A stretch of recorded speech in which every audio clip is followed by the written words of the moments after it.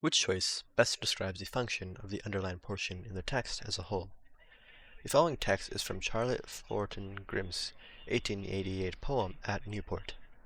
O deep delight to watch the gladsome waves, exultant leap upon the rugged rocks, ever repulsed, yet ever rushing on, filled with a life that will not know defeat, to see the glorious hues of sky and sea, the distant snowy sails glide spirit-like into an unknown world, to feel the sweet enchantments of the sea thrill all the soul, clearing the clouded brain, making the heart leap joyous at its own bright singing waves.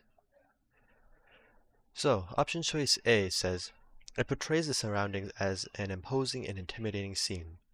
This is incorrect because imposing and intimidating have a very negative connotation, and in this text, the whole focus is on how the scene is rather bright and happy, where it highlights the words deep delight and leap joyous. So there's nothing negative discussed at all in the text. So there's this characterization of the scene as imposing and intimidating is incorrect. So A can be eliminated.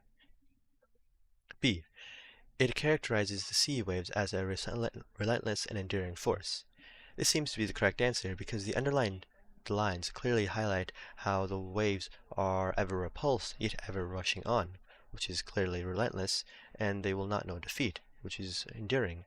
Like both of these sentences or both of these lines combined highlight how the sea waves are relentless and enduring.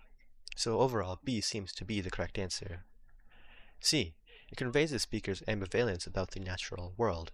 This is incorrect because ambivalence means mixed feelings, but the text clearly highlights how there are singular viewpoint on this world, which is leap joyous, deep delight. So overall, the whole text is rather positive, not mixed feelings.